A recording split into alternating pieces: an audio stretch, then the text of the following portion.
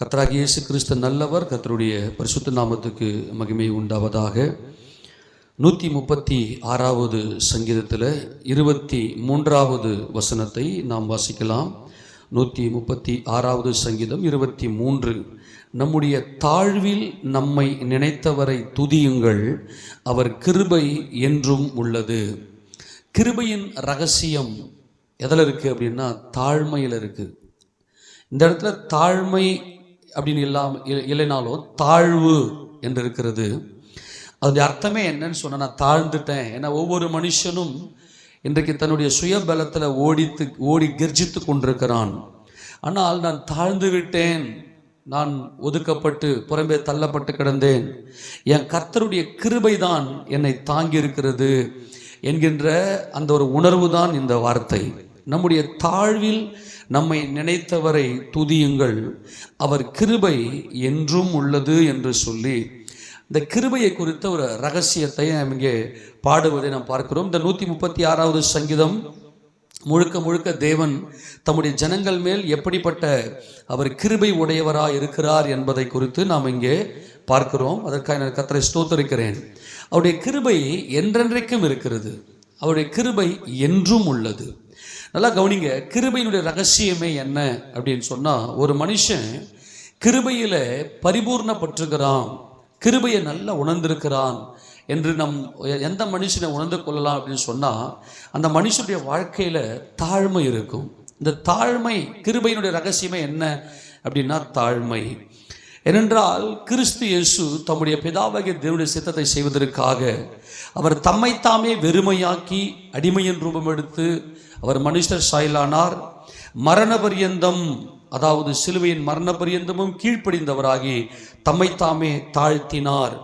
ஆக இந்த தாழ்மை என்பது தேவனுடைய சித்தத்தை செய்வதற்கு தம்மைத்தாமே ஒப்பு கொடுத்த குமாரனாகிய இயேசு கிறிஸ்துவை போல நம்மை மாற்றுவது கிருபை.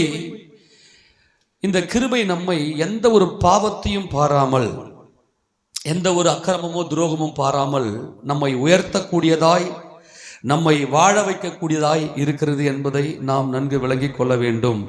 ஆக நம்முடைய தாழ்வில் நம்மை நினைத்தவரை துதியுங்கள், கிருபை நம்மை நினைக்கிறதா இருக்கிறது, அதுதான் கிருபை. ஏன்னா எந்த ஒரு தாயோ தகப்பனோ நம்மை நான் பெத்த பிள்ளைங்க, என் பிள்ளைங்க நல்லா எங்களுக்கு, அவங்க பிள்ளைங்களுக்கு என்ன ஆகுதோ ஏதாகுதோ அப்படின்னு சொல்லலாம் பரிதாபப்படலாம் அல்லது பரிதவிக்கலாம். ஆனால் நினைவில் வைத்திருக்க முடியாது. நமக்கான காரியங்களை செய்து முடிக்க எந்த தாய் தகப்பனாலோ அல்லது நம்முடைய சொந்த பந்தங்களாலோ முடியாது. ஆனால் கிருபையினால் மட்டும்தான் நம்மை நினைத்து பார்க்க முடியும். நம்முடைய தாழ்வில் நம்மை நினைத்தார், அவருடைய நினைவில் நாம் இருக்கிறபடினாலே நாம் நிலைத்திருக்கிறோம், நிர்மூலமாகாமல் இருக்கிறோம், சுகமாக இருக்கிறோம், நல்ல சமாதானமாக இருக்கிறோம், நம்முடைய குடும்பங்கள் கட்டப்பட்டிருக்கிறது. ஆக ஒரு மனிதனுடைய அந்த ஒரு அழைப்பு எதற்கானது என்று சொன்னால், ஒரு மனிதன் கிருபையை அவன் உணர்ந்து கொள்ள வேண்டும். கிருபையை உணர்ந்து கொண்டால் மாத்திரமே அந்த மனிதனுடைய வாழ்க்கையில் தாழ்மை பரிபூர்ணப்படும். தாழ்மை உள்ளவனுக்கு தான் தேவன் கிருபை அளிக்கிறார். அந்த தாழ்மை தான் தேவ சித்தம் செய்வதற்கு நம்மை அர்ப்பணிக்கும், நம்மை நடத்தும். அந்த தாழ்மைதான் தேவ சித்தம் செய்வதற்கு நம்மை அர்ப்பணிக்கும். தேவ சித்தம் செய்வது என்பதுதான் தேவனுடைய குமாரர்கள். ஆக இந்த மனத்தாழ்மை, ஆக்சுவலாக பார்த்தா தாழ்மைக்கும் மனத்தாழ்மைக்கும் நிறைய வித்தியாசம் உண்டு. தாழ்மை என்பது பொதுவாகவே இன்னைக்கு மனுஷங்க மத்தியில் நாம் எல்லாம் என்ன செய்கிறோம் அப்படின்னா, தாழ்மையாக தான் நடந்து கொள்கிறோம். மனுஷங்க மத்தியில் தாழ்மையாக, மனுஷங்களுக்கு என்னென்ன தேவையாக இருக்குதோ அதையெல்லாம் நம்ம செய்வதே பொதுவான தாழ்மை தான். ஆனால் தேவன் நம்ம இடத்துல எதிர்பார்ப்பது மனத்தாழ்மை. நம்முடைய மைண்டில் நான் ஒன்றுமில்லை, நான் தேவனுக்கு முன்பதாக நான் ஒன்றுமில்லை என்கின்ற அந்த நினைவு நமக்குள்ளே வர வேண்டும். கிருபையினுடைய ரகசியமே தாழ்மை. ஒரு மனிதன் வாழ வைத்தது, ஒரு மனிதனை தேடி வந்தது, ஒரு மனிதனை நினைத்து பார்த்தது கிருபை. என்கிட்ட ஒன்றும் இல்லை, நான் ஒரு நன்மைக்கும் பாத்திரன் அல்ல, என் தேவனுடைய கிருபை என்னை நினைத்தது என்கின்ற அந்த மனத்தாழ்மைக்குள்ள மனிதன் வர வேண்டும் என்று தேவன் விரும்புகிறார். அடுத்த வசந்த வாசியை பார்க்கலாம். நம்முடைய சத்துருக்களின் கையிலிருந்து நம்மை விடுதலை பண்ணினவரை துதியுங்கள், அவர் கிருபை என்றும் உள்ளது. நல்லா கவனிக்கணும், இந்த சத்துருக்களின் கையிலிருந்து விடுதலை. ஏனென்றால் இந்த சத்துரு என்று சொல்லுவது நாம் தேவனுக்கு சத்துருக்களாக இருக்கையில், இந்த சத்துரு என்பது மாம்சமும் இரத்தமும். இந்த மாம்சம் ஏன்னா பவுல் எழுதும்போது கூட நமக்கு மாம்சத்தோடு இரத்தத்தோடு நமக்கு யுத்தம் அல்ல. ஆனால் இதுக்கு பிரச்சனையே நமக்கு பிசாசு எதில் கொடுப்பான் அப்படின்னாக்கா, இந்த மாம்சத்தில் ரத்தத்தில் இருந்தால் நமக்கு பிரச்சனையை கொடுப்பான். இங்கே சத்துருவின் கை என்பது என்று சொல்லுவது, நீங்கள் எப்பவுமே வசனத்தை தியானிக்கும் போது எழுத்தின்படியாகவும் ஆவியின்படியாகவும் நாம் தியானிக்கணும். இப்போ எழுத்தின்படியே நிறைய சத்துருக்கள் இருப்பாங்க. அதுக்கு காரணம் என்ன அப்படின்னா, நம்முடைய ஆவியில் நம்ம தேவனுக்கு சத்துருவாக இருப்போம். எப்பவுமே நம்ம ஒரு காரியத்தை நல்ல செந்தில் வைத்து கொள்ள வேண்டும். எல்லா பிரச்சனைக்கும் காரணம் நான் தான் என்கின்ற அந்த பார்வை வந்துருச்சுன்னாவே நம்ம ஜெயிச்சிட்டோம். நமக்கும் தேவனுக்கும், நாம் தேவனுக்கு சத்துருக்கள். அதுதான் பவுல் கொண்டு வருகிறார். ஏன் அப்படின்னா, நமக்குள்ள மனத்தாழ்மை இருக்காது. அப்ப தேவனுக்கு முன்பதாக நான் ஒன்றுமில்லை, எல்லாருடைய கிருபை, அவருடைய கிருபையில் தான் நான் நிற்கிறேன். அங்கே கிருபையுடைய ரகசியமே எங்க இருக்குன்னா, அந்த மனத்தாழ்மையில் இருக்கிறது. நான் ஒன்றுமில்லை ஆண்டவரே, என்னை நீங்க நினைத்து பார்த்ததினாலே நான் இந்த நாள் வரைக்கும் நான் நிற்கிறேன்.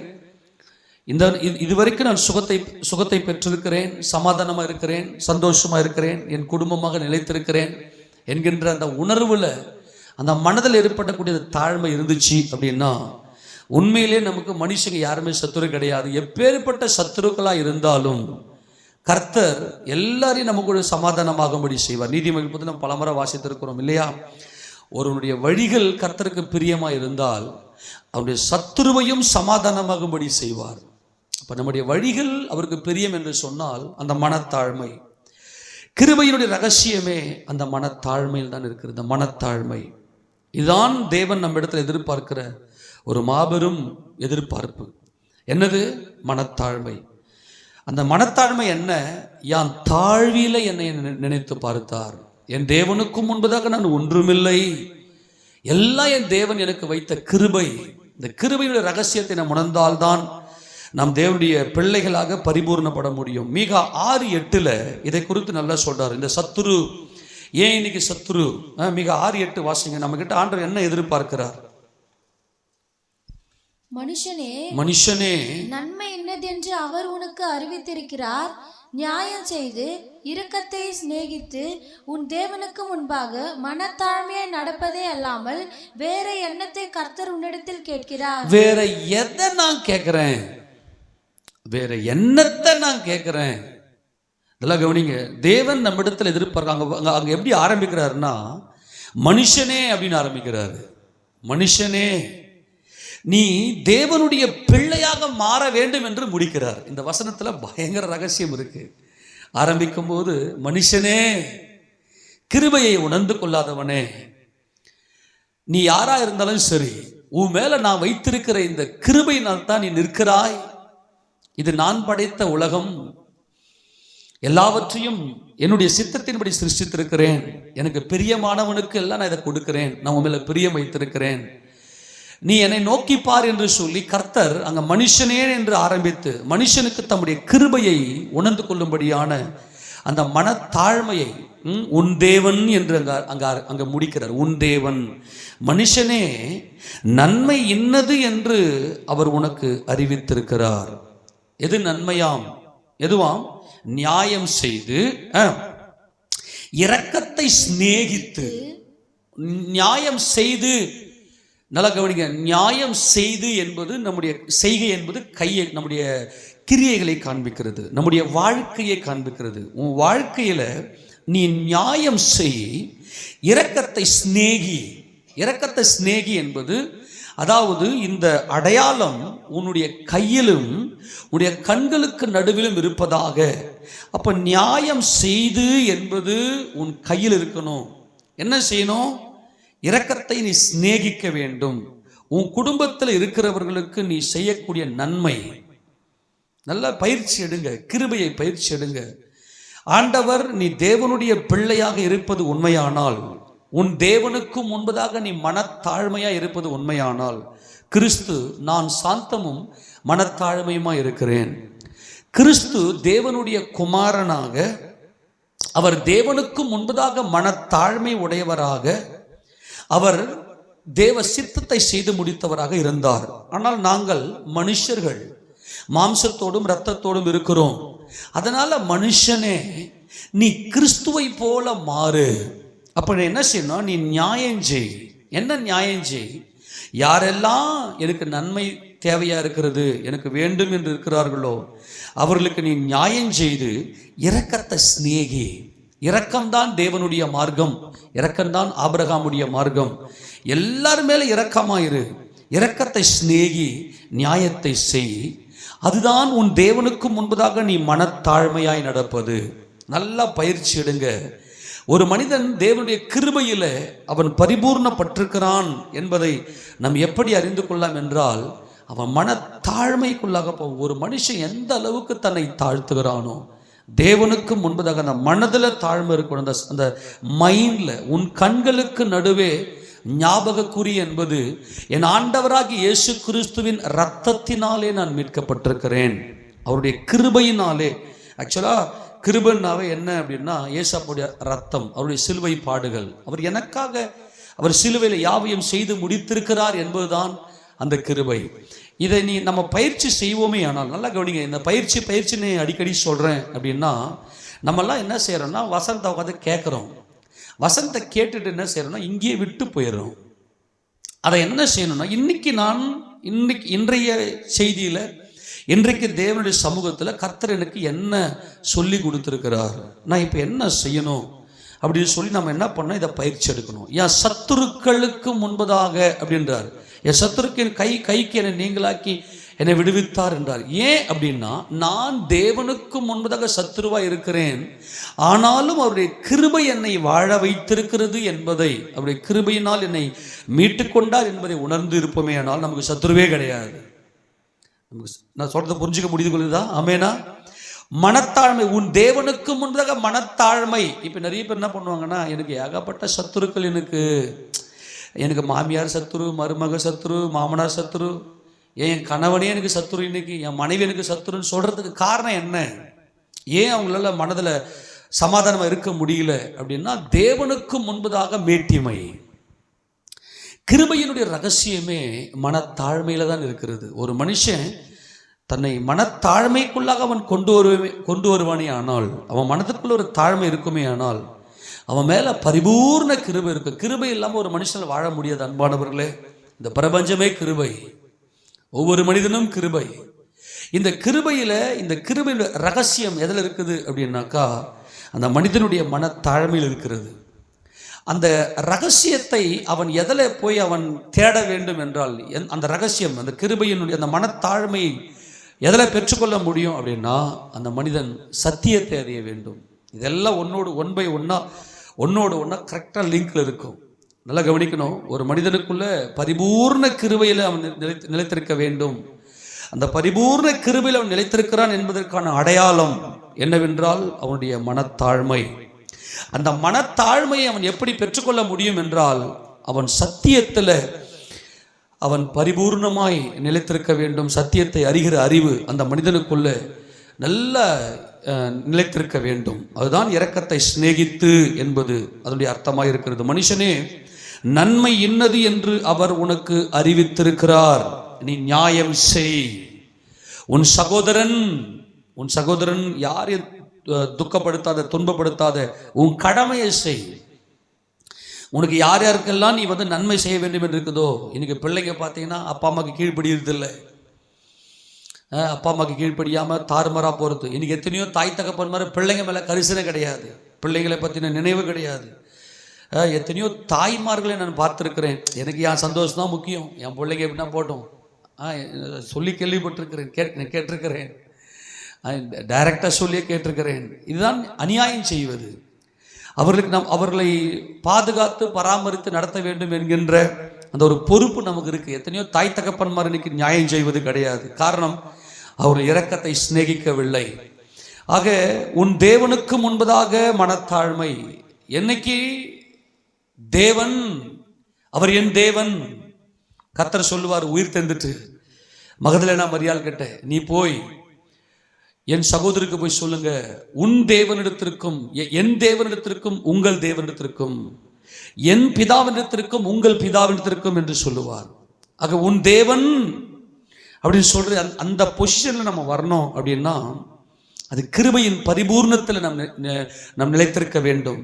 அந்த கிருபையின் பரிபூர்ணம் எதில் இருக்குது என்றால், அந்த ரகசியம் எதில் இருக்குதுன்னு சொன்னால் அந்த மனத்தாழ்மை இருக்குது. நம்முடைய மனத்தாழ்மை எப்பொழுது நமக்கு கிடைக்கும் என்று சொன்னால் சத்தியத்தை அறியும் போது. ஆக எப்பவுமே கிருபையை தனியாகவே எடுத்து பேசக்கூடாது. எப்பவுமே கிருபையை தனியாக உணரவே கூடாது. ஏன்னா அது இன்பேலன்ஸ் ஆகிடும். எப்பவுமே தேவன் நமக்கு சமநிலை பிரமாணத்தை கொடுக்கிறார். இந்த கிருபையை ஒரு மனுஷன் எப்போ உணர்ந்து கொள்ள முடியும் அப்படின்னா, அவன் சத்தியத்தை அறிய வேண்டும். பிசாசு சத்தியத்தை, அவன் கிருபை எனக்கு வேணும்னு தான் கேட்டான். அவன் ஆக்சுவலாக நல்லா கவனிங்க, பிசாசு என்ன தெரியுமா, நான் என்னென்னைக்கு நிலைத்திருந்த இந்த பிரபஞ்சத்தை ஆளுகை பண்ண போகிறேன் அப்படின்னு தான் அவன் நினைத்தான். எனக்கு ஆக்சுவலாக சொல்ல போனால் எனக்கு கிருபை கொடுத்துருங்க ஆண்டவரே. ஆனால் அவனுக்குள்ள சத்தியம் இல்லை. அதான் ஆண்டவர் சொல்றாரு, அவனுக்குள்ள சத்தியம் இல்லாததுனால அவன் பொய்யனும் பொய்க்கு பிதாவுமா இருக்கிறான். அதனால எப்பவுமே கிருபையுடைய ரகசியத்தை நாம் எதில் நம்ம தெரிந்து கொள்ளலாம் என்றால், அவர்கள் மனத்தாழ்மையாக இருப்பாங்க. அந்த மனத்தாழ்மை அவங்க எப்போ பெற்றுக்கொள்ள முடியும் என்று சொன்னால் சத்தியத்தை அறியணும். ஆக சத்தியத்தை நல்லா அறிய அறிய அவங்களுக்குள்ள மனத்தாழ்மை அவங்களுக்குள்ள வந்துடும். அந்த மனத்தாழ்மை அவங்களுக்குள்ள வந்துருச்சுன்னா கிருபை அவங்க மேலே பெருகிடும். ஆமென் சொல்லாமா? இந்த சீக்வன்ஸை, இந்த ஒரு ஃபார்முலாவை நம்முடைய வாழ்க்கையில் அப்படியே அப்பீல் பண்ணுங்க. நல்ல பைபிளை உங்களுக்கு எங்கேயும் மனத்தாழ்மை வரல, சரி மனத்தாழ்மை எனக்கு இல்லை என்பது எப்படி தெரிந்து கொள்ளலாம் அப்படின்னா, கோபம். ஆமெனா? கோபம். யாராகிலும் நம்மை நடத்துகிற நம்முடைய தாய் தகப்பனோ, நம்முடைய கணவனோ அல்லது மனைவியோ ஏதோ ஒரு காரியத்தை சொல்லும்போது நமக்கு கோபம் வருது அப்படின்னாவே தெரிஞ்சுக்க நம்ம மனசுக்குள்ள என்ன இல்லை? மனத்தாழ்மை இல்லை. இந்த கோபம் தான் நம்முடைய அந்த ஒரு எல்லையாக வச்சுக்கணும். எனக்குள்ள கோபம் வருது அப்படின்னா எனக்குள்ள மனத்தாழ்மை இல்லை. ஆனால் நல்லா கவனித்துக் கொள்ளுங்க, சத்தியத்தை நன்கு அறியோமே ஆனால், சத்தியத்தை உணர்ந்து கொள்வோமே ஆனால் நமக்குள்ள ஏற்படக்கூடிய அந்த மனத்தாழ்மை, அந்த மனத்தாழ்மை இருக்குமே ஆனால் கிருபை நம்மளை பெருகிடும். அந்த கிருபை நம்மளை கன்மலையின் மேல் கொண்டு போய் நிறுத்திவிடும். ஆமென் சொல்லாமா? கிருபை நம்மை உயர்த்தி விடும். அவருடைய கிருபை நம்மை வாழ வைக்கும். அவருடைய கிருபை நம்மை என்றென்றைக்கு சூழ்ந்து கொண்டு நம்ம எதை கேட்டாலும் அவருடைய சித்தத்தின்படி கேட்கும்போது எல்லாவற்றையும் அவர் நமக்கு செய்து கொடுக்க அவர் வல்லமை உருவாக்குறார். மனுஷனே, எது நன்மை பார்த்துக்கொள், எது நன்மை, நியாயம் செய், அதுதான் அங்கே சத்தியம். நீ நியாயம் செய், இரக்கத்தை சிநேகித்து, உன் தேவனுக்கு முன்னதாக மனத்தாழ்மை. ஆக இந்த சத்தியத்தை நாம் அறிந்து கொள்ள வேண்டும். இதை தான் 138 சங்கீதத்தில் இந்த வார்த்தை அப்படியே தொடர்ந்து சொல்வதை நாம் பார்க்கிறோம். எடுத்து வாசிங்க பார்க்கலாம். 138 சங்கீதத்தில் அங்கே 5 வாசிக்க பார்க்கலாம். கர்த்தரின் மகிமை பெரிதாயிருப்பதினால் அவர்கள் கர்த்தரின் வழிகளை பாடுவார்கள். கர்த்தரின் வழியை பாடிதான் துதி உண்டாகிற அந்த ஒரு இரக்கம் நம்முடைய மனசுக்குள்ள கர்த்தருடைய மகிமை, அவருடைய மகிமை எவ்வளவு பெருசா இருக்குது. ஏனென்றால் நமது ஆண்டவர் அவர் மரித்து அடக்கம் பண்ணப்பட்டு உயிர் தெழுந்தவராய், ஜெயங்கொண்டவராய், மரணத்துக்கு அதிகாரிக பிசாசானவனை தம்முடைய மரணத்தினாலே அழித்த பெரியவர் அவர். ஆமெனா? ஆக அவருடைய மகிமை பெரிதா இருக்கிறது என்பதை நம்ம நோக்கி பார்க்க வேண்டும். அவர்கள் கர்த்தரின் வழிகளை பாடுவார்கள். இது கர்த்தரின் வழி. எது கர்த்தரின் வழி சொல்லுங்களேன். அவர் கர்த்தரின் மகிமை பெரிதா இருக்கிறது. கர்த்தரின் மகிமை பெரிதா இருக்கிறது என்பது அவர் உயிர் தெழுந்து பிதாவாகிய தேவனுடைய சிங்காசனத்தில் வலது பாசத்திலே உட்கார்ந்திருக்கிறார். அவர் பெரியவர். அவருடைய வழி எது என்றால், உலகத்தை அவர் சிதைத்தார். அதாவது பகையை சிலுவையினால் கொன்றார். இதுதான் கர்த்தருடைய வழி. உலகத்தை அவர் சிதைத்து தேவ சித்தம் செய்யும்படி தம்மை தாமே ஒப்பு கொடுத்தார். ஏனென்றால் அவர் சத்தியபரன். அவர் சத்தியத்துக்கு சாட்சியாக இந்த உலகத்தில் வந்தார். சத்தியத்தை குறித்து சாட்சி கொடுக்க இந்த உலகத்தில் வந்தார். ஆக 6ஆம் வசனம் நமக்கு புரியணும் அப்படின்னா, 5ஆம் வசனம் நல்லா எப்பவுமே ஒரு வசனம் நமக்கு புரியணும்னா அதுக்கு முன்ன பின்ன இருக்கிற வசனங்கள் நல்லா ஆராய்ந்து பார்க்கணும். இப்போ வாசிக்க போல 6ஆம் வசனத்தை, கர்த்தர் உயர்ந்தவராய் இருந்தும் தாழ்மை உள்ளவனை நோக்கி பார்க்கிறார், மேட்டிமையானவனையோ தூரத்திலிருந்து அறிகிறார். இன்னமும் நாம சபையில தான் இருப்போம், காலாங்காலமா சர்ச்சு இருப்போம், ஆனா இன்னமும் நம்மளால கோபத்தை மேற்கொள்ள முடியாது. அந்த கோபம் எங்க இருக்குது அப்படின்னா, மூடனுடைய இருதயத்தில் கோபம் குடிகொள்ளும். அதாவது angry dwelling in his heart, அவனுடைய அதாவது வாழும், நல்லா கவனிங்க, அந்த கோபம் அவனுக்கு குடிகொள்ளுகிறதாம். அங்கே அங்கே அங்கே டென்ட் போட்டு அங்கேயே வாழ்ந்து கொண்டிருக்கிறது. அப்படிப்பட்ட இந்த கோபத்துக்கு காரணம் என்னன்னா அந்த மேட்டிமையான இருதயம். ஆனால் அவர் உயர்ந்தவராய் இருந்தும் அவர் யாரை நோக்கி பார்க்கிறார், அவர் யாரை நினைத்து பார்க்கிறார்? அந்த தாழ்மை உள்ளவர்களை, அந்த தாழ்மை உள்ளவர்களை தான் அவர் நோக்கி பார்க்கிறார். மேட்டிமையானவர்களை அவர் என்ன செய்றாரு? தூரத்திலிருந்து அறிகிறார். அப்ப என்ன செய்யணும்? கர்த்தரின் மகிமை எவ்வளவு பெருசா, அதுதான் சத்தியம். கர்த்தரின் மகிமை எவ்வளவு பெரிதா இருக்கிறது என்பதை ஆராய்ந்து பார்ப்பதுதான் சத்தியம். அவருடைய வழியை ஆராய்ந்து பார்ப்பதுதான் சத்தியம். இந்த சத்தியத்தை உணர்ந்தவங்களால பாடாம இருக்க முடியாது. நல்லா கவனிக்கணும். கிருபையும் சத்தியமும் ஒன்றை ஒன்று சந்திக்கும். கிருபையும் சத்தியமும் ஒன்றை ஒன்று முத்தம் செய்யும். கிருபையும் சத்தியமும் உன் கழுத்துல பூண்டுக்கொள், அது உன் இருதயத்துல நீ இருதய பலைகளை எழுதிக்கொள். கிருபையினாலும் சத்தியத்தினாலும் பாவம் நிவர்த்தியாகும். ஆக கிருபையும் சத்தியமும் நல்லா புரிஞ்சுக்கணும். தேவன் நம்ம மேல கிருபையா இருக்கிறார். எத்தனை பேர் விசுவாசிக்கிறீங்க? அந்த கிருபை நமக்கு எல்லாவற்றையும் பரிபூர்ணமாய் கொடுக்கிறது. ஆனால் அந்த கிருபையை பெற்றுக்கொள்கிற ரகசியமே மனத்தாழ்மையில் இருக்கிறது. அந்த மனத்தாழ்மையுடைய புதையல் சத்தியத்தில் இருக்கிறது. அந்த மனத்தாழ்மையின் புதையல் சத்தியத்தில் இருக்கிறது. சத்தியம்னா என்ன? என் கர்த்தர் பெரியவராக இருக்கிறார், என் கர்த்தர் உயர்ந்திருக்கிறார், அவருடைய வழியை நான் பாடுவேன். அவருடைய வழி என்ன? உலகத்தின் அதிபதியை சிதைப்பது, நான் ஒன்றுமில்லை என்பதுதான் கர்த்தருடைய வழி. இதெல்லாம் டீச்சிங் மாறி போகுதுன்னு நினைக்காதீங்க. வந்து ஆண்டவரே என்ன கிருபையை பற்றி பேசுங்கப்பா, கிருபை என்ன, இன்னைக்கு கர்த்தருடைய ஆசீர்வதிப்பாருன்னா ஆசீர்வாதம் வந்துடுமானா வராது. நான் ஆரம்பி சொல்கிறேன், சிக்கி தவித்து உலகத்தால் கரைபட்டு எல்லாராலும் கைவிடப்பட்டு இதுக்கு மேலே ஒன்றுமே பண்ண முடியாது அப்படின்னு சொல்லி அழுது கொண்டிருக்கிற வேதனையோடு இருக்கிற எல்லாருக்கும் வாழ்க்கையை கொடுப்பது கிருபையே. ஆமேனா? அங்கே கர்த்தர் எதையுமே பார்க்க மாட்டார். நீ என்ன பாவம் செஞ்ச, நீ என்ன பண்ண, எதையுமே பார்க்க மாட்டார். நீ உன் மனம் உடைக்கப்பட்டிருக்க உபத்திரவத்தையும் மன ஆத்ம வியாகுலத்தையும் பார்த்து கிருபையினாலே மகிழச் செய்கிற தேவன். ஆனால் சபைக்குள்ள வந்துவிட்ட பிற்பாடு நான் அடுத்த ஸ்டெப்புக்கு நான் போகணும், என் வாழ்க்கையில மாற்றம் வரணும், எனக்கு இதெல்லாம் வேணும் ஆண்டவரே அப்படின்னு சொன்னா கண்டிப்பாக அவருடைய கிருபையினாலே நம்மை உயர்த்துகிற தேவனா இருக்கிறார். அந்த கிருபையினுடைய ரகசியம் யாருக்கு அவர் இந்த உயர்வை கொடுக்கிறார் என்றால் அந்த மனத்தாழ்மை. அந்த மனத்தாழ்மை, நான் ஒன்றுமில்லை, நான் ஒன்றுமில்லை. ஓகே, அந்த மனத்தாழ்மை எப்படி வருகிறது? எப்படி வருகிறது என்றால் அவருடைய மகிமை எவ்வளவு பெரிதாக இருக்கிறது, அவருடைய உயர்வு, அவருடைய உயர்ந்தவர், அவர் வானங்களும் வானாதி வானங்களும் கொள்ளாத தேவாதி தேவன் சிங்காசனத்தில் வீற்றிருக்கிறவர். இதை தொடர்ந்து வாசிங்க. 138 சங்கீதத்தை தொடர்ந்து வாசிங்க. மறுபடியும் 6ஆம் வசனம் மறுபடியும் வாசிங்க. கர்த்தர் உயர்ந்தவராயிருந்தும் தாழ்மை உள்ளவனை நோக்கி பார்க்கிறார், மேட்டிமையானவனையோ தூரத்திலிருந்து அறிகிறார். நான் துன்பத்தின் நடுவில் நடந்தாலும் நீர் என்னை உயிர்ப்பிப்பீர். இதுதான் கிருபையை. ஒருவன் கிருபையை நல்லா பற்றி கொள்ளணும். நல்லா இன்னும் எப்பேற்பட்ட துன்பத்தில் நான் போனாலும் என் கர்த்தர் என்னை உயிர்ப்பிக்க வல்லமை உடையவராக இருக்கிறார். இதுதான் கிருபையை பற்றி கொண்டவனுடைய ஒரு பெரிய அடையாளம். நான் எந்த துன்பத்தில் போனாலும், ஏன்னா நான் அனுபவிக்கிற துன்பத்துக்கு நான் தான் காரணம். எங்கேயோ ஒரு இடத்துல இந்த மேட்டிமை இருக்குமே, ஆனால் எனக்கு ஏதோ ஒரு துன்பம் சூழ்ந்துன்னா அப்படியே உட்காந்து நல்லா யோசிங்க, நான் எந்த இடத்துல கர்த்தரை துக்கப்படுத்திருக்கிறேன், ஆண்டவரே என் மனசுல எங்கப்பா மேட்டிமை இருக்கிறது, எனக்குள்ள உடைய கிருபையை கொடுங்கப்பான்னு சொல்லி உட்கார்ந்து நில்லுங்க. அதுதான் சொல்றார், நான் துன்பத்தின் பாதையில் நடந்தாலும் என் கர்த்தரனை உயிர்ப்பிப்பார். அதுதான் கிருபையை பற்றி கொண்டவனுடைய அடையாளம்.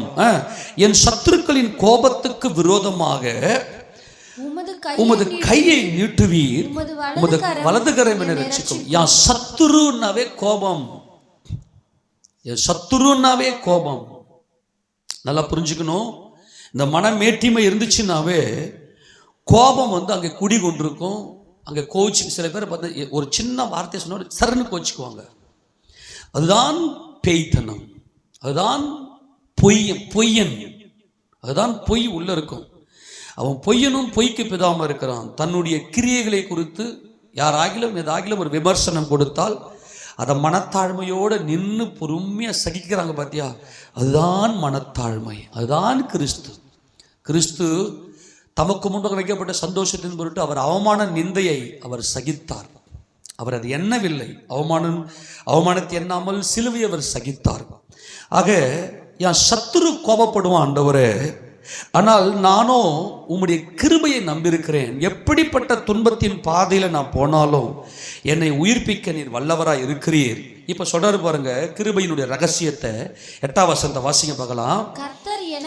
கர்த்தர் எனக்காக யாவையும் செய்து முடிப்பார். கர்த்தாவே உமது கிருபை என்றும் உள்ளது. உமது கரத்தின் கிரியைகளை நெகிழவிடாதிருப்பீராக. நான் உம்முடைய கரத்தினால் நான் சிருஷ்டிக்கப்பட்டவன். எனக்காக நீங்க யாவையும் செய்து முடித்திருக்கிறீங்க. ஆனால் எனக்கு பிரச்சனை என்ன அப்படின்னா என் கோபம், அதாவது என் மன மேட்டிமை. ஆக இதிலிருந்து நான் என்ன பண்ணேன்னாக்கா, நான் மேற்கொண்டு உமது கிருபையை நான் நம்பியிருக்க வேண்டும் என்று சொல்லி இங்கே சங்கீதக்காரன் சொல்லுவதை நாம் இங்கே பார்க்கிறோம். தாவீது இங்கே பாடுறார். ஆக்சுவலாக அது தாவீது தெளிவாக பாடுறாரு. எப்படி?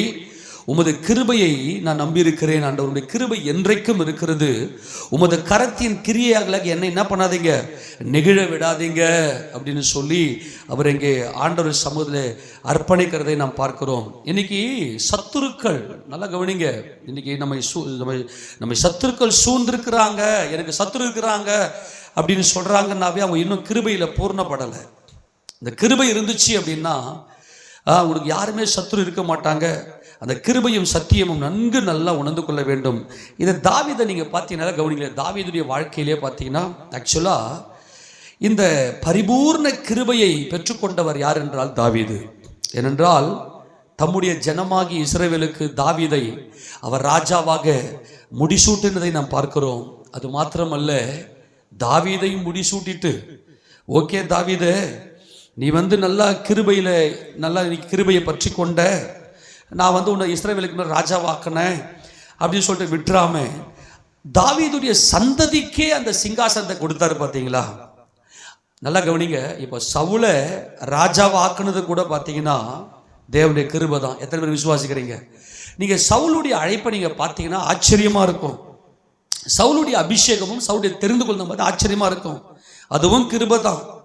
ஆனால் தாவீதுக்கு மாத்திரம்தான் அந்த மனத்தாழ்மை இருந்தபடினால ஒரு பெரிய சாம்ராஜ்யத்தை வச்சுட்டு சத்துருக்கள் இல்லாத, நான் முடிக்கிறேன் இந்த சம்பவத்தை மாத்திரம், சத்துருக்களே இல்லை. ஏனென்றால் எனக்குள்ள ஒரு தெய்வீக இளைப்பாறுதலை என் கர்த்தர் எனக்கு கொடுத்திருக்கிறார். எனக்கு சத்துருக்கள் தேசத்துல மட்டும் சத்துருக்கள் இல்லை என்பது தேசத்துல மட்டும் இல்லை, முழு உலகத்திலையும். அதுதான் தாவீதின் திறவுகோல். இப்போ ஆண்டவர் ஆடுகளின் பின்னே போய்கொண்டிருந்த தாவீதை கர்த்தர் அழைத்தார். தாவீது கர்த்தரை நல்லா பாடி துதித்தார். ஏனென்றால் தாவீதுக்குள்ள சத்தியம் கிரியை செய்தது. தாவீதுக்குள்ள சத்தியத்தை அறிகிற அந்த அறிவு, அந்த சத்தியத்தை, கர்த்தருடைய வேதம் எப்படிப்பட்ட மகத்துவம் உள்ளது என்பதை குறித்து தாவீதுக்குள்ள சத்தியத்தை அறிகிற ஒரு ஆராய்ச்சி இருந்தபடினாலே தாவீதுடைய இருதயத்துக்குள்ள ஒரு மனத்தாழ்மை வந்ததனால அந்த மனத்தாழ்மையில தான் தேவனுடைய கிருபையை ஊற்றுகிறார். எடுத்து வாசிங்க பார்க்கலாம். கவனிங்க, சங்கீத புத்தகத்தில் 85ஆம் சங்கீதம் திருப்பி கொள்ளுங்களேன்.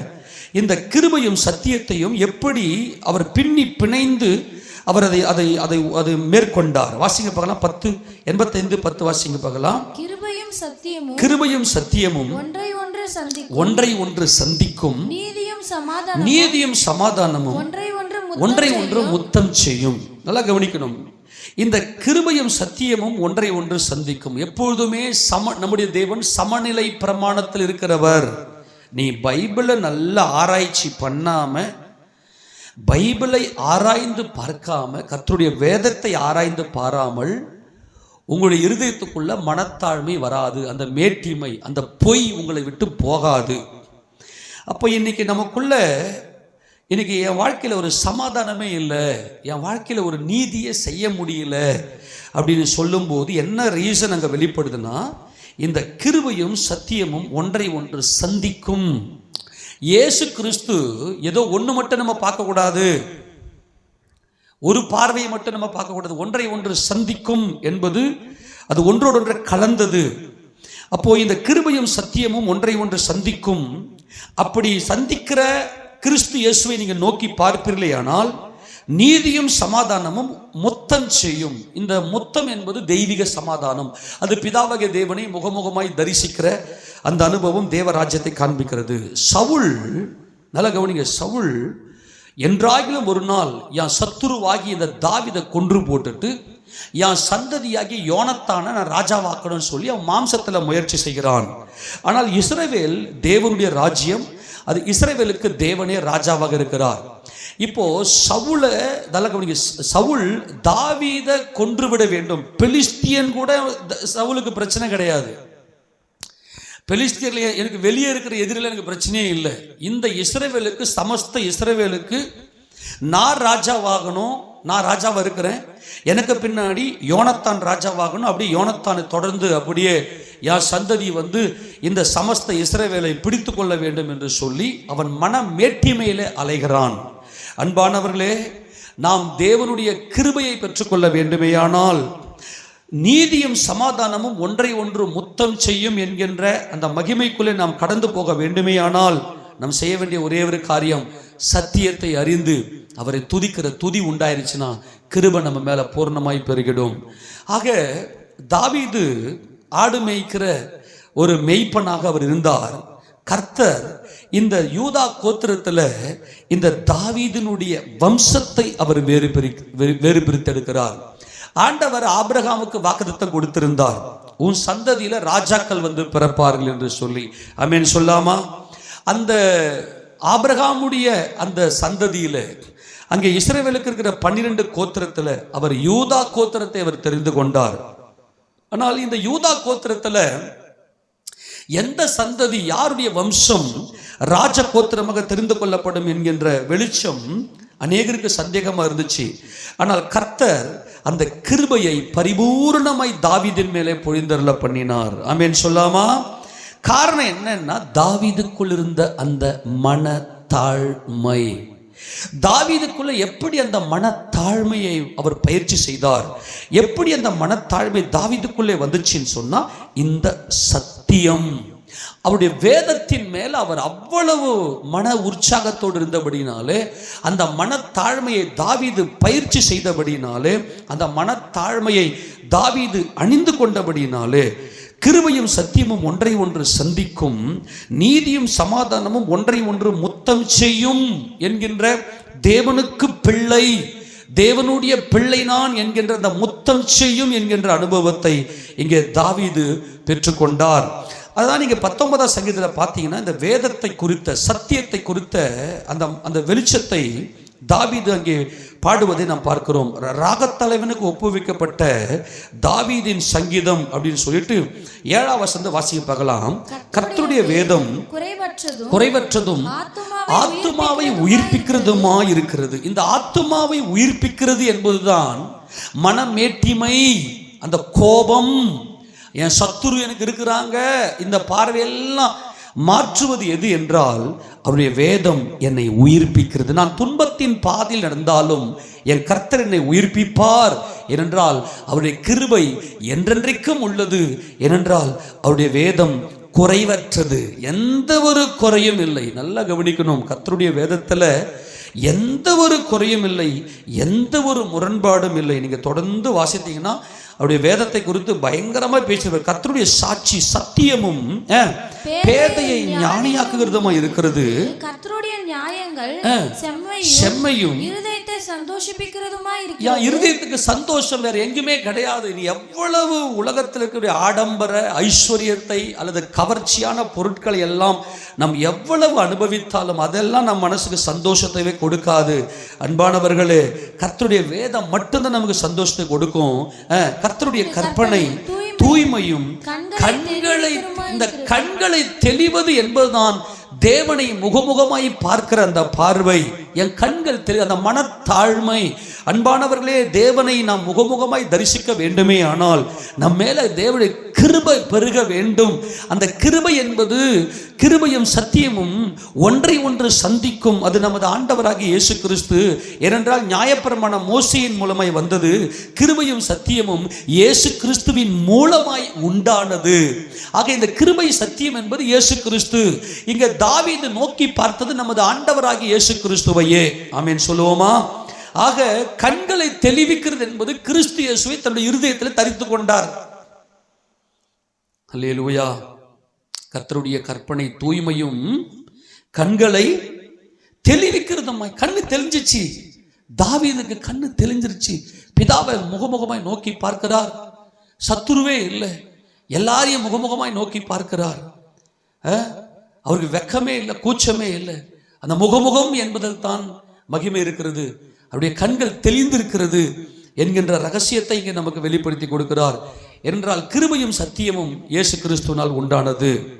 அங்கே நியாயப்பிரமாணம் மோசேயினால் கொடுக்கப்பட்டது. யோவான் சுவிசேஷ புத்தகம் 1வது அதிகாரத்தை எடுத்து வாசிங்க பார்க்கலாம். அதில் 16வது வசனம் தானே? யோவான் சுவிசேஷம் 1வது அதிகாரம் 16வது வசனத்தை வாசிங்க பார்க்கலாம்.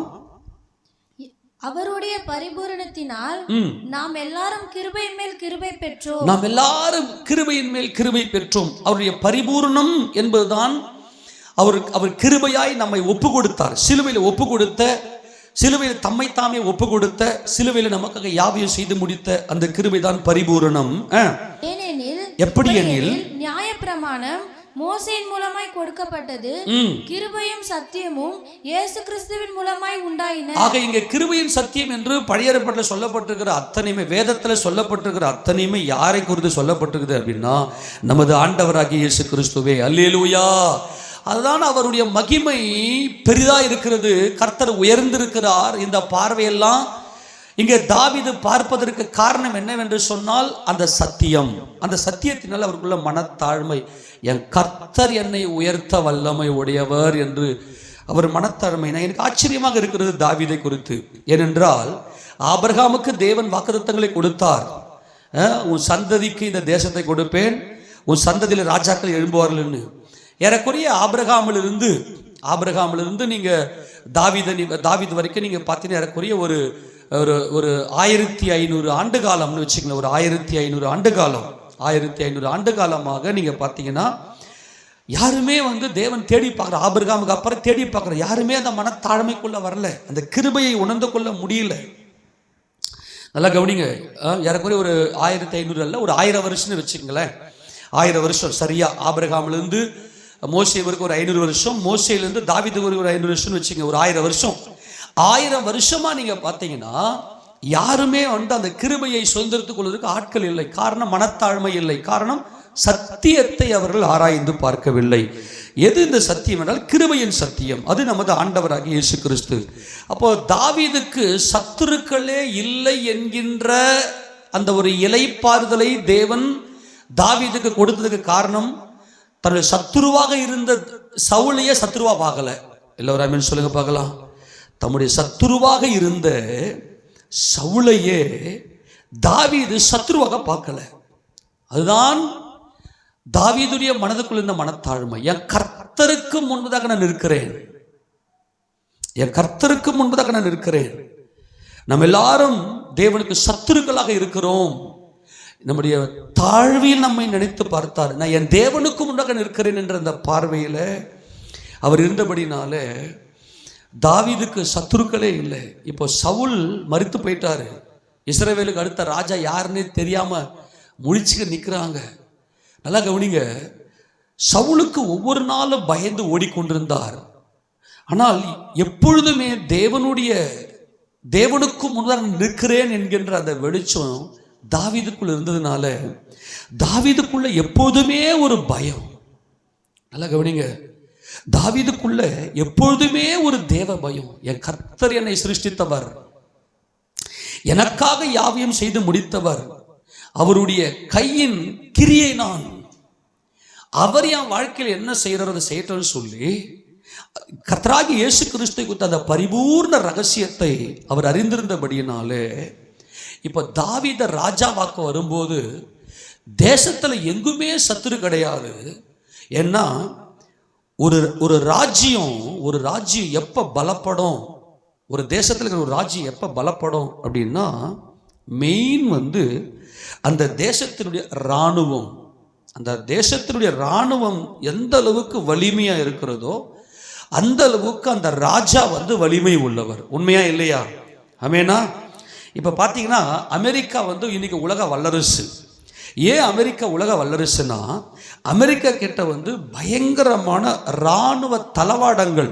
இன்னைக்கு உலகத்துக்கு அதிகமான வெப்பன்ஸ் எல்லாம் விற்பனை செய்யறது அதிகமா யாருன்னா அமெரிக்கா தான். அமெரிக்கா கிட்ட நல்ல இராணுவ தளவாடங்கள், நல்ல போர் ஆயுதங்கள்லாம் விற்பனை அது தயார் பண்ணி அப்படிப்பட்ட ஃபேக்டரியெல்லாம் உண்டு பண்ணி அதையெல்லாம் என்ன செய்வாங்கன்னா விற்பனை செய்வாங்க, பல தேசங்களுக்கு விற்பனை செய்வாங்க. இன்னைக்கு மத்திய கிழக்கு நாடுகளில் இராணுவ தளவாடங்கள் எல்லாம் விற்பனை செய்யறது அதிகமாக யாருன்னாக்கா அமெரிக்கா. அதனால தான் அமெரிக்கா கிட்ட இன்னைக்கு டாலர் அதிகமாக உயர்ந்து கொண்டு, இப்போ டாலர் குறைஞ்சிருச்சு, அதை பற்றி பேசலை, பொதுவாக சொல்கிறேன். அப்போது நல்லா கவனிங்க. இப்போது தாவீதை ராஜாவாக்கணும் அப்படின்னா சத்துருவே இல்லை. தாவீதுக்கு பின்னாடி ஒரு பெரிய படை இருக்க வேண்டும், பயங்கரமான யுத்த வீரர்கள் தாவீதை ராஜாவாக்கினா தான் ராஜாவாக முடியும். தேசத்தில் ஒரு சத்துரு இருந்தால் கூட அது ராஜாவுக்கு பெரிய அவமானம் என்பதை விட அங்கே ஆட்சி செய்ய முடியாது. ஆனால் ஒரு காரியத்தை சொல்லுகிறேன், தாவீது தேவனுக்கு முன்பதாக மனத்தாழ்மை உள்ளவராக, அந்த சாந்தமும் அந்த மனத்தாழ்மையும், சாந்த குணமுள்ளவர்கள் பூமியை சுதந்திரிப்பார்கள். ஒரு பயங்கர ஆச்சரியம் என்ன தெரியுமா? சவுல் மரித்து போறார். சவுல் மரித்து போயிட்ட பிற்பாடு கூட நான் ராஜாவா வரப்போறேன்னு சொல்லிட்டு அவர் தம்பட்டம் அடிக்காம அமைதியா போய் எப்ரோன்ல போயிட்டு யூதர்களுக்கு மாத்திரம், பெஞ்சமினுக்கு மாத்திரம், யூதர்களுக்கு மாத்திரம், பெஞ்சமின் கூட கிடையாது, பின்னாடி தான் பெஞ்சமின் வராங்க. யூதர்களுக்கு மாத்திரம் பார்த்தீங்கன்னா அவர் ராஜாவாக 7 வருஷம் அங்கே அரசாட்சி செய்கிறார். அங்கே யூதர்களுக்கு மாத்திரம், யூதேயாவுக்கு மாத்திரம் ராஜாவாக இருந்துட்ட பிற்பாடு அங்கே அப்னேரும், நல்லா கவனிங்க, அப்னேர் அல்ல, சவுலுடைய அந்த அந்த அந்த மகனும் மரித்துவிட்ட பிற்பாடு, சவுலுடைய மகனும் மரித்துவிட்ட, இஸ்போசேத் இல்லையா, மரித்துவிட்ட பிற்பாடு சமஸ்த இஸ்ரவேலையும் என்ன செய்கிறாங்கன்னா தாவீதை ராஜாவாக்கும்படி வராங்க. இப்போ எப்படி வராங்க அப்படின்னு சொன்னாக்கா, தாவீதுக்கு ஒரு பெரிய பலமாக எடுத்து வாசிங்க பார்க்கலாம். அந்த வாசித்ததை முடிக்க போகிறோம். தாவீதுடைய பலமே எங்கே அப்படின்னா தாவீதுடைய தாழ்மையில் தான் இருக்கிறது. 1 நாளாகமத்தின் புத்தகம், 1 நாளாகமம் 12வது அதிகாரத்தை திருப்பி கொள்ளுங்க. அந்த இடத்துல தாவீதுக்கு இருக்கக்கூடிய ஒரு பெரிய ரகசியம் என்னன்னா 22 வாசிங்க, 12:22. அக்காலத்திலே நாளுக்கு நாள் தாவீதுக்கு உதவி செய்யும் மனுஷர் அவனிடத்தில் வந்து சேர்ந்தபடியால் அவர்கள் தேவ சேனையைப் போல மகா சேனையானார்கள். என்ன சேனையா? தேவ சேனையா. அந்த காலத்தில் நாளுக்கு நாள் தாவீதுக்கு உதவி செய்யும் மனுஷர், இதாங்க கிருபை. ஒரு மனுஷன் கிருபையை பற்றி கொள்வேனையானால் அவனுக்கு வரக்கூடிய உயர்வு எப்படி இருக்கும்னா அது ஆச்சரியமா இருக்கும். ஏன்னா தேவன் உயர்த்துகிறார், அதான் கிருபை. இந்த கிருபையின் ரகசியமே மனத்தாழ்மை. அந்த மனத்தாழ்மையுடைய அந்த வேர், அந்த புதையல் எங்க இருக்குன்னா சத்தியத்தில் இருக்கிறது. தாவீது சத்தியத்தை அறிந்தவர், கண்கள் தெளிந்தவர், என் தேவன் என்னை உயர்த்த வல்லமையுடைய என்பதை அறிந்தவராக தாவீதுடைய சேனை. தாவீது இப்போ இஸ்ரவேலுக்கு, சமஸ்த இஸ்ரவேலுக்கு அவர் ராஜாவாக ஆட்சி செய்ய வரும்போது பார்த்தீங்கன்னா தேவ சேனை என்றாரு. அப்ப தேவ சேனைக்கு முன்னாடி எந்த சத்துருவுமே கிடையாது. ஆமென் சொல்லுங்க பார்க்கலாம். இன்னைக்கும் நான் அன்பாய் சொல்லுகிறேன் தேவஜனமே, இன்றைக்கு நீங்க தேவனுக்கும் முன்பதாக நீங்க உங்களை தாழ்த்துவீர்கள். என் மனதில் தாழ்மை. அவர் உடன்படிக்கை பெட்டிக்கு முன்பதாக அவர் நடனம் ஆடிக்கொண்டு வரும்போது மீகால் தாவீதுக்கு எதிராக பேசும்போது எப்படி அவர் சொன்ன வார்த்தை என்னன்னா, நான் இன்னும் என்னுடைய பார்வைக்கு நான் நீசனும், நான் என் பார்வைக்கு அர்ப்பணம், யாம் பார்வைக்கு நான் அர்ப்பன் என்பதுதான் மனத்தாழ்மை. என் பார்வையில் நான் எப்படி பார்க்குறேன், என்ன நான் மண்ணா பார்க்குறேன். என் கர்த்தருடைய கிருபை இருக்கும், என்னால் அவர் என்னை உயர்த்த வல்லவர் என்பதை இங்கே கர்த்தர் இங்கே சொல்லுகிறார். அக்காலத்தில் நாளுக்கு நாள் டே பை டே, ஒவ்வொரு நாளும் தாவீதுக்கு அவருடைய சேனை பெருகிக்கிட்டே இருந்துச்சு. காரணம் தாவீதினுடைய பலமாக இருந்தது கர்த்தர், கிருபையின் சத்தியம். தாவீதுக்கு பலமாக இருந்தது கிருபையின் சத்தியம். கிருபை கிருபை கிருபைன்னு பூச்சின்னு மட்டும் போகலை. ஏன்னா பிசாசே பார்த்தீங்கன்னா ஆண்டவரே எனக்கு கிருபை கொடுத்துருங்க நான் ராஜாவாயிடுறேன் அப்படின்னு இன்பேலன்ஸில் போய் நின்றுட்டான். என்னத்துக்கு? நான் இந்த உலகத்தை ஆளுகை பண்ண போகிறேன் அப்படின்னு சொல்லி. அதுதான் இன்னைக்கு பயங்கர ஆபத்து. நீங்கள் நல்லா புரிந்து கொள்ளுங்க, சத்தியத்தை நன்கு அறிங்க. அந்த கிருபையின் சத்தியம் நமது ஆண்டவராகிய இயேசு கிறிஸ்து. நாளுக்கு நாள் நம்முடைய வாழ்க்கையில வளர்ச்சிகள் பெருகும். எத்தனை பேர் விசுவாசிக்கிறீங்க? ஆமென் சொல்லாமா? நாளுக்கு நாள் இதை நல்லா சிந்தனை வைத்துக் கொள்ளுங்க. நாளுக்கு நாள் உதவிகள் உனக்கு வந்து சேரும். ஆமெனா? நாம் எல்லாரும் நம்மளை சுத்திகரிக்க ஆரம்பிப்போமே. நாளுக்கு நாள் உதவி செய்யக்கூடிய மனுஷர்கள் அல்லது நமக்கு தேவையான உதவிகள் அத்தனையும் என் தேவன் கொடுத்து உயர்த்த வல்லமை உடையவர். ஏனென்றால் தாவீது தன்னுடைய இருதயத்தில் அவர் மனத்தாழ்மை உடையவராக இருந்தார். தேவ சேனையை போல நாம் பெருகுவோம். நம்மை கண்டாலே நமக்கு சத்துருன்னு ஒருத்தருமே கிடையாது. எனக்கு பின்னாடி ஒரு பெரிய தேவ சேனை இருக்கிறது. அங்கே கவனிங்களே, அவர்கள் மகா சேனையானாங்கன்னு சொல்லியிருக்கலாம். ஆனால் பரிசுத்த ஆவியானவர் சொல்லுகிறார் தேவ சேனையை போல. அப்படியானால் எனக்கு சத்துருக்களே கிடையாது. தேவ சேனைக்கு முன்னாடி யாராவது நிற்க முடியுமா? சர்வ வல்லவருக்கு முன்பதாக ஏதாவது சத்துரு இருக்க முடியுமா? ஆமென். என் சத்துருக்களுக்கு முன்பதாக எனக்கு ஒரு பந்தியை ஆயத்தப்படுத்தி என் தலையை எண்ணெயால் அபிஷேகம் பண்ணுகிறேன், பாத்திரம் நிரம்பி வழிகிறது. எவ்வளவு பெரிய மகிமை! அப்போ ஒரு மாபெரும் இளைப்பாறுதல் தாவீதுடைய சாம்ராஜ்யத்தில் தேவன் கொண்டு வந்தார். நீங்க தொடர்ந்து வாசித்து பார்த்தீங்கன்னா, தொடர்ந்து வாசிக்கிற 23 கர்த்தருடைய வாக்கின்படியே சவுலின் ராஜ்யபாரத்தை தாவீதினிடமாய் திருப்ப எப்ரோனில் இருக்கிற அவனிடத்திற்கு வந்த யுத்த சன்னத்தரான தலைவரின் நல்லா கவனிக்கணும். தாவீதுக்கு இருந்த சத்துரு, நல்லா கவனிக்க, சவுல் தாவீதை தம்மை சத்துருவாக பார்த்து ஒவ்வொரு நாளும் இந்த தாவீதை கொன்று போட வேண்டும் என்று சொல்லி திட்டம் போட்டு ஓடிக்கொண்டிருந்தாலும் தாவீதுக்கு சத்துரு இல்லை. ரகசியத்தை புரிந்து கொள்ளுங்கள். தாவீதுக்கு சத்துரு இல்லை, எனக்கு சத்துரு இல்லை அப்படின்னா தேவன் அப்படியே வாய்க்க செய்வார். நீ யாரையாயில இது சத்துரு அப்படின்னு சொல்ற அப்படின்னா உனக்கு சத்துருகள் இருந்து கொண்டே இருப்பார்கள். ஆனால் தாவீதுக்கு தேவனுக்கு முன்பதாக தன்னை மனத்தாழ்மை உடையவராக தாவீது தம்மை தாழ்த்தினபடினாலே தாவீதுக்கு சத்துருவே இல்லை. அவருடைய கிருபை தாவீதை ராஜாவாக உயர்த்தும் போது ஒரு பெரிய தேவ சேனையை உலகத்துக்கு காண்பித்து, ஏன்னா உலகத்தில் இருக்கிறவங்க சத்தியம் தெரியாது. அப்போ தாவீதினுடைய சேனைக்கு முன்பதாக எந்த ஒரு ராஜ்யமும் முன்னாடி நிற்காதபடிக்கு அப்படிப்பட்ட ஒரு மாபெரும் சேனையை கர்த்தர் இங்கே ஏற்படுத்தி, நீங்க 24வது வசனத்தில் இருந்து 36, 37 வசனங்களுக்கு நீங்க வாசித்து பார்த்தீங்கன்னா இஸ்ரவேலில் இருக்கக்கூடிய ஒவ்வொரு கோத்திரத்திலையும் எப்படிப்பட்ட யுத்த சன்னத்தரானவர்கள், ஈட்டியை பிடிக்கிறவங்க, பரிசையை பிடிக்கிறவங்க, வில்லை கொண்டு நல்ல யுத்தம் பண்ணக்கூடியவர்கள், அதில் இடக்கை வழக்கமான வில் வீரர்கள், இப்படி பயங்கரமான யுத்த சேனையை தாவீதின் பக்கம் கர்த்தர் திருப்பி இருப்பார். இதுதான் கிருபை. ஒரு மனிதனுடைய இருதயம் மேட்டிமை கொண்டு கோபம் கொண்டு நான் எல்லாத்தையும் செஞ்சுக்குவேன், என் காரியத்தை நான் செய்து முடித்து விடுவேன், என் குடும்பத்தை எப்படிலாம் நடத்திடுவேன் அப்படிலாம் சொல்லி ஓடுகிற இந்த பொல்லாத கோபக்காரர்களை நல்லா கவனிங்க. கர்த்தர் அறிவிருக்கிறார். அவருடைய கண்கள் மேட்டிமையானவனையும் அவர் தூரத்திலிருந்து அறிகிறார். அப்படி இல்லாம எனக்கு சத்துருவே இல்லை என்கின்ற மனம் தாவீதுக்குள் இருந்துச்சு. காரணம், அவர் கிருபையை மட்டுமே பற்றி கொண்டிருந்தார்.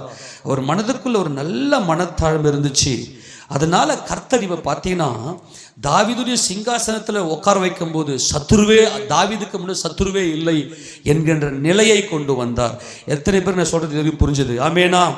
தேவன் இன்னைக்கு நம்மோடு பேசுகிறார். நாளுக்கு நாள் நம்மை உதவி செய்யக்கூடிய ஆட்களை அனுப்பி நம்மை உயர்த்துகிறவரும் நம்மை உன்னதத்துக்கு கொண்டு போகிறவரும் நமது தேவனுடைய கிருபையே. அந்த கிருபையை நன்கு பற்றி கொண்டிருப்போமாக. நீங்க பார்த்தீங்கன்னாக்கா 24 யூதா புத்திரர்கள் பரிசையும் ஈட்டியும் பிடித்து யுத்த சன்னத்தரானவர்கள் 6800 பேர். அப்படியே சிமியோன் புத்திரர், லேவி புத்திரர், ஆரோன் புத்திரர், அப்புறமா பென்யமீன் புத்திரர், எப்ராயிம் புத்திரர், மனாசையின் புத்திரர், இசக்கார் புத்திரர், செபுலோன் புத்திரர், நப்தலி புத்திரர், தான் புத்திரர், ஆசேர் புத்திரர். 37 வசனத்தை வாசிக்க பார்க்கலாம். யோர்தானுக்கு அக்கறையான ரூபனியரிலும் காத்தியரிலும் மனாசையின் பாதி கோத்திரத்தில், அதாவது கீலேயத்தில் இருக்கிறாங்க இல்லையா, கீலேயத்தில் யோர்தானுக்கு கிழக்கு பக்கமாக குடியிருந்தார்கள் இல்லையா, ரூபன் புத்திரர், காத் புத்திரர், மனாசையின் பாதி கோத்திரத்தார். அவங்களும் என்ன பண்ணாங்க, யுத்தம் பண்ண சகலவித ஆயுதங்களையும் தரித்தவர்கள் 120,000 பேர். அப்பனா 1,20,000 பேர் அவங்க என்ன பண்ணாங்க, வந்து என்ன செய்தாங்க, வந்து எல்லாம் தாவீதின் பக்கமாக வந்து சேர்ந்து கொண்டாங்க. தாவீது சமஸ்த இஸ்ரவேலுக்கு அவர் ராஜாவாக நிற்கிறார். வாசிக்க பார்க்கலாம். தாவீதை இஸ்ரவேலின் மேல் ராஜாவாக்குகிறதற்கு இந்த யுத்த மனுஷர் எல்லாரும் அணி அணியாய் வைக்கப்பட்டவர்களாக. எவ்வளவு பெரிய ஒரு பயங்கரமான ஒரு ராஜாவாக இந்த ஒவ்வொரு கோத்திரத்திலிருந்தும் 12 கோத்திரத்திலிருந்து எல்லாருமே என்ன செய்றாங்கன்னா, தாவீதுக்கு பயங்கரமான பராக்கிரமசாலிகள் வந்து, எப்பா நீ நான் உங்க பக்கம் பா, தாவீதை நான் உன் பக்கம் அப்படின்னு சொல்லி தாவீதுக்கு பின்னாடி வந்து நிற்கிறாங்க. இவ்வளோ பெரிய சத்துருக்களே எனக்கு இல்லப்பா. நல்லா புரிந்து கொள்ள வேண்டும் கிருபையின் ரகசியத்தை. அந்த மனத்தாழ்மையில நான் ஒன்றுமில்லை ஆண்டவரே, எனக்கு சத்துருக்களும் யாரும் இல்லை, எனக்கு உங்க கிருபை எனக்கு போதும். நீர் உயர்ந்தவர், நீர் பெரியவர், உம்மை நான் பாடி துதிப்பேன் என்று சொல்லி தேவனை பாடி சத்தியத்தை நன்கு அறிஞ்சிட்டீங்கன்னாவே பாடல் பிறந்துடும் உங்களுக்குள்ள. கர்த்தரை நீங்க அவருடைய ஜெயத்தை பாடி துதிக்கிற வேளையில கர்த்தர் மகிமையாய் இந்த தாவீதை உயர்த்துகிறார். அணி அணியாய் வைக்கப்பட்டாங்க. நல்லா எல்லாம் அந்த டிஃபென்ஸில், அந்த மிலிட்ரி, அந்த ஆர்மியில் வகுப்புகளை பிரித்து எங்கே யார் யாரில் எப்படி இருக்கணும், 100 பேருக்கு அதிபதி, 1000 பேருக்கு அதிபதி, 50 பேருக்கு அதிபதி அப்படின்னு சொல்லி தனித்தனியாக இந்த யுத்த சன்னத்தரானவர்களை அணி அணியாய் வகுத்து, அதுவும் அவங்க வந்தது பெரிய விஷயம் என்ன தெரியுமா, அந்த இருதயம் எப்படிப்பட்ட இருதயம் பாருங்களேன். அந்த யுத்த சன்னத்தரானவர்களுடைய இருதயம் உத்தம இருதயத்தோடு எபிரோனுக்கு வந்தார்கள். இதுதான் பயங்கரம். இப்ப நம்ம கிட்ட வரவங்க எல்லாம் உள்ளுக்குள்ள ஒண்ணு வச்சுன்னு வஞ்சகமா வராங்க. ஆண்டவரே வஞ்சகம் வரான், எனக்கு கபடஸ்தன் என்னை சுத்தி இருக்கிறான் அப்படின்னு சொல்லி எல்லாம் இன்னைக்கு தலை பிச்சுன்னு போறதுக்கு காரணம் என்ன தெரியுமா, என்னை சுத்தி ஒரே சத்துரு ஆண்டவரே, உள்ளு ஒண்ணு வச்சு பேச்சுக்கணும் வெளியே ஒண்ணு பேசுறது. அதுக்கு என்ன காரணம்னா உன் இருதயத்துக்குள்ள அது இருக்குது, மேட்டிமை இருக்குது. ஆனால் தாவீது நல்ல சத்தியத்தை அறிந்தார், மனத்தாழ்மை உள்ளவராய் தம்மை தாழ்த்தினார், உத்தம இருதயத்தோடு தேவனுக்கு முன்னாக நின்றால் கிருபை பெருகிச்சு, அவரை சுத்தியும் உத்தம இருதயத்தாரை கர்த்தர் அனுப்பினார். ஆமேன் சொல்லுங்க பார்க்கலாம். நல்லா நம்ம என்ன விதைக்கிறோமோ அதை தான் அறுப்போம். நம்ம எல்லாம் கிருபையை பயிற்சி செய்வோமாக. சில பேரை பார்த்தீங்கன்னா எப்போ பார்த்தாலும் எனக்கு இவங்க சத்துரு, எனக்கு அவங்க சத்துரு, எனக்கு இவங்க பிரச்சனை, எனக்கு அவங்க பிரச்சனை பாடிக்கினே இருப்பாங்க. அதுக்கு என்ன காரணம்? நமக்கு தேவன் இன்னைக்கு நமக்கு கொடுக்குற மகா பெரிய ஆசீர்வாதம் என்ன தெரியுமா, நம்முடைய குடும்பத்தில் இருக்கிறவங்களாம் உத்தமமாக நமக்கு கொடுப்பார். ஆமேன்னு சொல்லுங்க. உத்தம இருதயத்தை கொடுப்பார். ஏனென்றால் தாவீதுடைய இருதயம் உத்தம இருதயமாக, நான் ஒன்றுமில்லை என்று சொல்லி மனத்தாழ்மையை அவர் அணிந்திருந்தார். அதனால் அப்படிப்பட்டதான அந்த தேவனுக்கு முன்பாக தாவீது உத்தமமாக இருந்தபடினாலே தாவீதை சுற்றி உத்தமர்களை கர்த்தர் கொடுத்தார். எல்லாரும் ஆமென் சொல்லாமா? நல்லா பாருங்க, என் குடும்பத்தில் இருக்கிற உத்தமர்கள், என் குடும்பத்தில் இருக்கிற எல்லாருமே நல்லவங்க. நான் தான் அவங்களுக்கு முன்னே தாழ்த்தணும். என் சபையார் எனக்கு உத்தமமாக இருக்கிறாங்க. இந்த சகோதர சிநேகத்தில் நம்ம இருப்போமே ஆனால் தேவன் நமக்கு எந்த தீங்கையும் வர வைக்க மாட்டார். அவருடைய கிருபை நாளுக்கு நாள் நம்மை உயர்த்தக்கூடியதாக இருந்து கொண்டே இருக்கும். இஸ்ரவேலில் வாசிக்க போல தொடர்ந்து, இஸ்ரவேலில் மற்ற யாவரும் தாவீதை ராஜா வாக்குகிறதற்கு இந்த யுத்த சன்னத்தர் ஆனவர்கள், இந்த யுத்த புருஷர்கள்லாம் உத்தம இருதயத்தோடு இருந்தாங்களாம். மற்ற இஸ்ரவேல் இருக்கிற மற்ற ஜனங்கள்லாம் ஒருமனப்பட்டிருந்தாங்களாம். அப்போ எல்லாரும் இருதயத்துக்குள்ளேயும் தாவீதே எங்கள் ராஜா. ஆமேனா? அப்போ எவ்வளவு பெரிய பலம் இந்த தாவீதுக்கு கிடைத்தது. தாவீதின் மேலே எவ்வளவு பெரிய கிருபையை கர்த்தர் பாராட்டுகிறார் என்பதை பாருங்கள். ஏனென்றால் நம்ம ராஜாவா, ஒரு தேசத்துக்கு ராஜாவாகணும்னா அந்த ஆர்மி ரொம்ப முக்கியம், அந்த தேசத்து ஜனங்கள் ரொம்ப முக்கியம். அது அந்த அளவுக்கு உயர்த்துறதுக்கு காரணம் தாவீது கிருபையை மட்டுமே பற்றி கொண்டிருந்தார். தாவீது கிருபையை மட்டுமே நோக்கி கொண்டிருப்பதற்கு காரணம் அவருடைய மனதில் மனத்தாழ்மை. நான் ஒன்றுமில்லை ஆண்டவரே, என்னை சிருஷ்டித்த என் கர்த்தர் என்னை நெகிழ விடுவது இல்லை என்கின்ற அந்த மனத்தாழ்மை அவருக்குள்ள இருந்துச்சு. அந்த மனத்தாழ்மைக்கு காரணம் அவர் சத்தியத்தை அறிந்து கண்கள் தெளிந்தவராய் தேவனுக்கு முன்பதாக உத்தம இருதயத்தை அவர் கொண்டிருந்தபடினாலே அப்படிப்பட்டதான ஒரு சமஸ்த இஸ்ரவேலுக்கு ஒரு மகிமையின் ராஜாவாக தாவீதின் திறவுகோல். தாவீதுக்கு முன்பதாக எந்த ஒரு ராஜ்யமே தலை தூக்கல. தாவீது அரசாட்சி செய்த நாட்களிலே சுத்தி இருக்கிற எகிப்து கூட அப்படி டவுன். தாவீதுக்கு முன்பதாக அன்னைக்கு பெரிய வல்லரசாக இருந்த எகிப்து கூட தாவீதுக்கு முன்பு தலையை உயர்த்தவில்லை. அந்த அளவுக்கு கர்த்தருடைய கிருபை தாவீதை உயர்த்தினது. ஆமென் சொல்லாமா? ஒரு மனுஷனை கிருபை மட்டும்தான் உயர்த்தும். கிருபையை நம்புங்க, கிருபை நம்மை வாழ வைக்கும். கிருபை என்ன செய்யும் பாருங்க, தொடர்ந்து வாசிக்கலாம். அவர்கள் அங்கே தாவீதோட கூட 3 நாள் இருந்து போஜனபானம் பண்ணினார்கள். அவர்கள் சகோதரர் அவர்களுக்காக சகலத்தையும் ஆயத்தம் பண்ணி இருந்தார்கள். எவ்வளவு பெரிய ஒரு சமாதானம் பாருங்களேன். இந்த போஜன பந்தி என்பது சமாதானம். அப்படியே கற்பனை பண்ணுங்க, இந்த யுத்த புருஷர்கள் மாத்திரமல்ல, சமஸ்த இஸ்ரவேலும் 3 நாள் சாப்பிட்றாங்க. நல்லா கவனிங்க, 3 நாள் விருந்து மட்டுமே இருந்திருக்கு தாவீதை ராஜாவாக்கும் போது. ஆனா தாவீதுக்கு சவுல் ஒரே ஒரு நாள் கூட ஒரு நல்ல நிம்மதி மூச்சு விடல. சவுல் தாவீதை உயிரை கையில பிடிச்சின்னு ஓடுறாரு. ஆனா இன்னைக்கு தாவீதை சுற்றி அந்த முழு சமஸ்த இஸ்ரவேலும் 3 நாளா ஒன்லி ஃபீஸ்ட். அவங்களுக்கு இருந்தது எல்லாம் விருந்து. நல்ல காலையில் இந்த சாப்பாடு, மத்தியானத்துக்கு என்ன லஞ்சு, நைட்டுக்கு என்ன டின்னரு, மறுநாள் என்ன. அவங்களுடைய மனம் எவ்வளவு சந்தோஷத்தில் இருந்திருக்கும் பார்த்துங்களேன். அந்த அளவுக்கு தாவீதினுடைய ராஜ்யத்தில் கர்த்தர் அப்படிப்பட்ட ஒரு கிருபையை பாராட்டினார். அடுத்த வசனம் தொடர்ந்து வாசிங்க. இசக்கார், செபுலோன், நப்தலியின் எல்லை மட்டும் அவர்களுக்கு சமீபமாய் இருந்தவர்களும் கழுதைகள் மேலும் ஒட்டகங்கள் மேலும் கோவேறு கழுதைகள் மேலும் மாடுகள் மேலும் தின்பண்டங்களாகிய மா, அத்திப்பழ அடைகள், வற்றலான திராட்சப்பழங்கள், திராட்சரசம், எண்ணெய், ஆடு மாடுகள் ஆகிய இவைகளை வேண்டிய மட்டும் ஏற்றிக்கொண்டு வந்தார்கள். இஸ்ரவேலிலே மகிழ்ச்சி உண்டாயிற்று. உங்க குடும்பத்துல இப்படிப்பட்டதான ஆசீர்வாதத்தை கர்த்தர் கிருபையாய் கொடுக்க வல்லமை உடையவர். ஆமேனா? மா, கோதுமை மா எத்தனை டன் கணக்கா வந்து இறங்குச்சு இல்லையா? எல்லாமே டன் கணக்கு தான். ஏதோ ஒருத்தர் கொண்டு வந்த காணிக்கை அல்ல, அந்த தேசமே கொண்டு வந்து கிருபையை எப்படி பொழுந்தருள பண்ணினாலும் பாருங்க தாவீதின் மேலே. அல்லேலூயா. அதுக்கு காரணம் என் கர்த்தருடைய வேதம் அது குறைவற்றது, ஒரு குறைவும் இல்லாதது. என் கர்த்தருடைய வேதம் என் ஆத்துமாவை மகிழ்ச்சியாக்குகிறது. என் ஆத்துமாவில் என் கண்களை தெளிய வைத்தது. அந்த சத்தியத்தை அவர் அறிந்தார். அந்த சத்தியம் அவருடைய மனதில் தாழ்மையை கொடுத்தது, மனத்தாழ்மையை கொடுத்தது. அந்த மனத்தாழ்மை தான் இந்த கிருபையை பெருக செய்தது.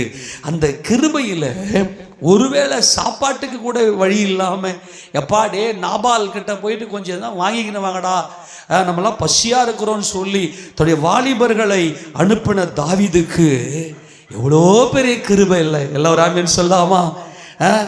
நல்லா உங்கள் அன்பாய் சொல்ற புரிந்து கொள்ளுங்க. கர்த்தருடைய கிருபையை மட்டும் நோக்கி பாருங்க. அவருடைய கிருபை அவ்வளவு உயர்ந்தது. நம்முடைய தாழ்மையில், நம்முடைய தாழ்வில் நம்மை நினைத்து பார்ப்பது தான் நம்முடைய கர்த்தருடைய கிருபை. நம்முடைய தாழ்வில் நம்மை நினைத்து பார்த்து நம்மை தேடி வந்து நம்மை உயர்த்தின கிருபை. மா, அத்திப்பழ அடைகள், வற்றலான திராட்சைப்பழம், திராட்சை ரசம், எண்ணெய், ஆடு மாடு வேண்டிய மட்டும். எவ்வளவு பெரிய விருந்தார்த்திருக்கும். அப்படியே கற்பனை பண்ணுங்களேன், எவ்வளவு பெரிய சந்தோஷம். ராஜா சந்தோஷமா இருக்கிறார். வாசிங்க, இஸ்ரவேலிலே மகிழ்ச்சி உண்டாயிற்று. அல்லேலூயா. இதோ எல்லா ஜனங்களுக்கும் மகிழ்ச்சியை உண்டாக்குற, சந்தோஷத்தை உண்டாக்குற ஒரு நற்செய்தியை சொல்லுகிறேன். இன்றைக்கு தாவீதின் ஊரிலே கிறிஸ்து என்னும் இரட்சகர் நம்மளுக்காக பிறந்திருக்கிறார். ஆமென். அவர் கிருபை உள்ளவர். அல்லேலூயா. அவர் சாந்தமுள்ள ராஜா, அவர் மனத்தாழ்மை உள்ள ராஜா.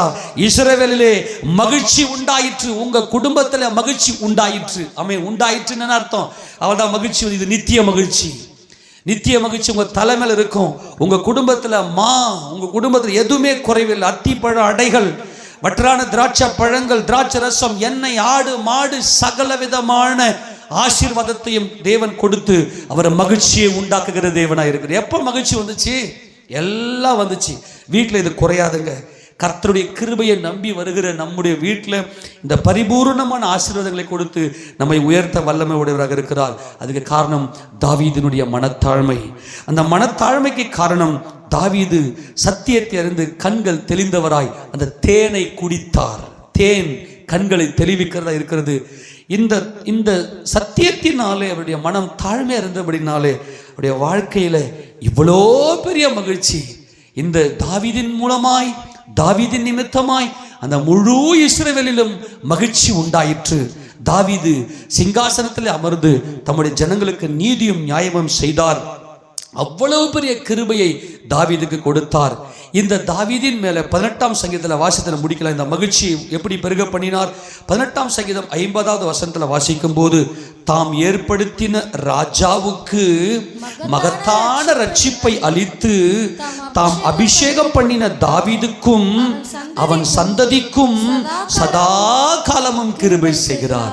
இந்த மகிழ்ச்சி சதா காலமும் நம்முடைய குடும்பத்தில் தங்கும். இந்த மகிழ்ச்சி நம்மை சார்ந்தவர்களோடு கூட சேர்ந்து என்றென்றைக்கும் இந்த மகிழ்ச்சி நம்முடைய குடும்பத்தில் அவருடைய சந்ததிக்கு சதா காலமும் கிருபை செய்கிறார். சவுலை தள்ளிவிட்டதை போல அல்ல. ஏனென்றால் சவுல் கிருபையை மட்டும் பிடிச்சாரு. ஆனால் தாவீதோ கிருபையின் சத்தியத்தில் நிலைத்திருந்தபடியினாலே இந்த மகிழ்ச்சியை அவருடைய சந்ததிக்கே கொடுத்தார். இஸ்ரவேல் எங்கு மகிழ்ச்சி உண்டார். தேவன் எல்லாவற்றையும் நமக்கு கொடுத்து நமக்கு மகிழ்ச்சியை உண்டாக்கி அவருடைய கிருபையினால் நம்மை உயர்த்துகிற தேவனாய் இருக்கிறார். ஆமென் சொல்லாமா? நம்ம எல்லாரும் முழங்கால் படியிட்டு ஆண்டவருக்கு நன்றி சொல்லலாம். வானத்துக்கும் பூமிக்கும் ஆண்டவராய் இருக்கிற எங்கள் சர்வ வல்லமையுள்ள தேவனே, உம்முடைய கிருபை எவ்வளவு பெரியதப்பா. உம்முடைய கிருபையில் நாங்கள் கலி கூறுகிறோம் ஆண்டவரே. எங்களுடைய தாழ்வில் நினைத்து பார்த்து